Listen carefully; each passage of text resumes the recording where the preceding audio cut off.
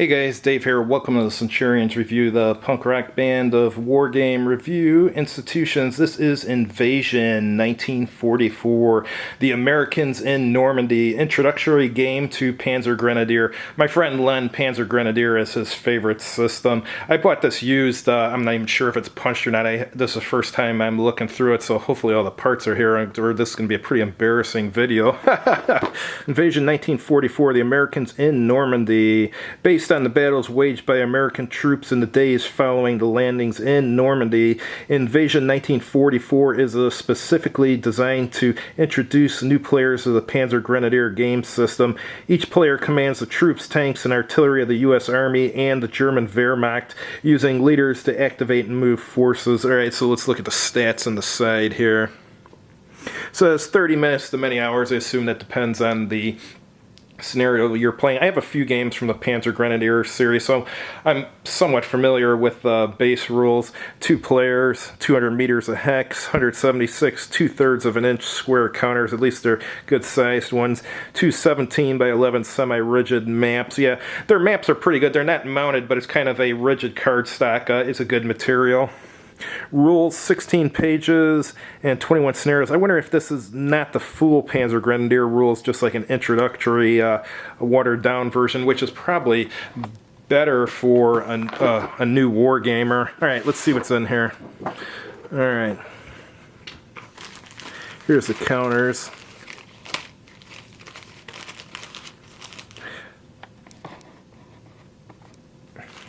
Artwork on the counters looks good. It looks like at least most of them are double-sided, maybe all of them. Yeah, decent counters. Alright, then we got 2 handy-dandy dice here. Let's see what else we have in here.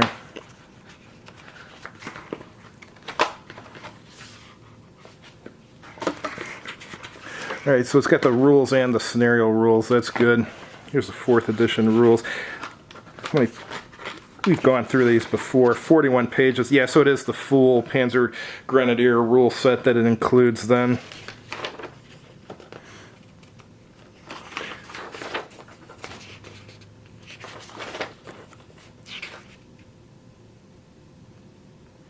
Alright, so let's go to the sequence of play. Yeah, I know I've gone through this book before, but we'll do part of it again in case someone didn't see the other videos. So you got initiative determination phase, an action phase, and a marker removal phase. And the action phase, there's quite a few things you can do.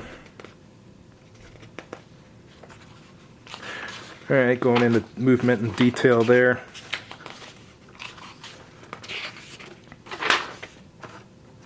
Yeah, so anyhow, I'm not going to go through the whole thing. It's a hefty rule set. Alright, it's got some optional rules too, but here's the maps I told you about that are card stock. A little bit dark maybe, but got a town there and stuff. The artwork does look good though.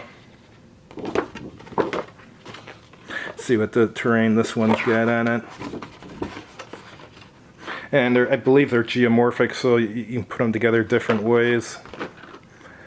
Alright, got a hill there, another hill, another little town, and another hill. And here's the player aids. Here's the anti-tank fire table with the modifiers. Here's your direct fire combat results table with the modifiers and the results. An assault chart with modifiers. And a bombardment chart for artillery and stuff. And let's see what we have here. Here's the terrain effects chart. Terrain effects chart is on a different material than the player aid cards.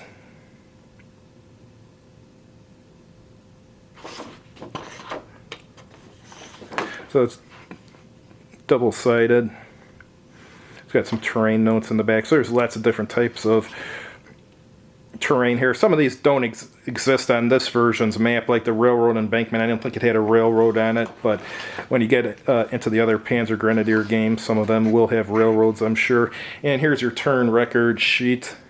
It's also got the spotting range on it, and keep track of initiative too.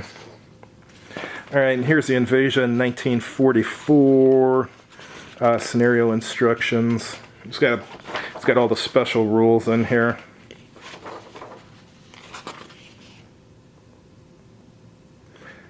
Alright, scenario intro 1. There's a second scenario there. This one uses just one map. This one uses 2 maps.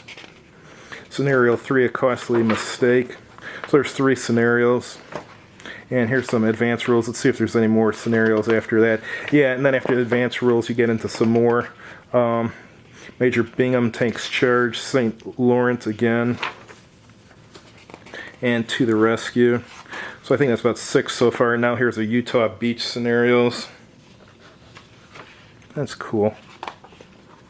And in the Bocage scenario. So there's a lot of scenarios here. You get a lot of replayability, which is good because if you're going to read a 40-page rule book and it's well enough to understand it, you better get a lot of replayability out of it. Otherwise, it wasn't worthwhile. So that's good. There's a lot of different scenarios.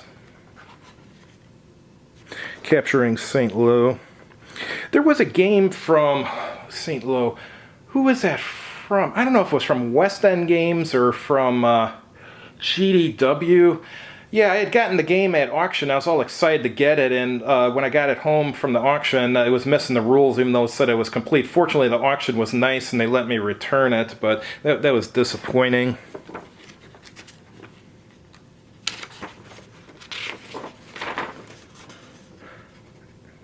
Wow, scenario 20.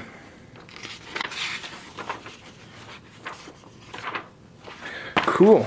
Alright, thanks for watching, guys. If you've tried this, definitely chime in and let us know how you liked it, or if you've tried any games in this series. And if, as you've probably heard, I'm selling used war games on my website, so check back there at least once a week, because I'm always putting new stuff up there. Have a good evening.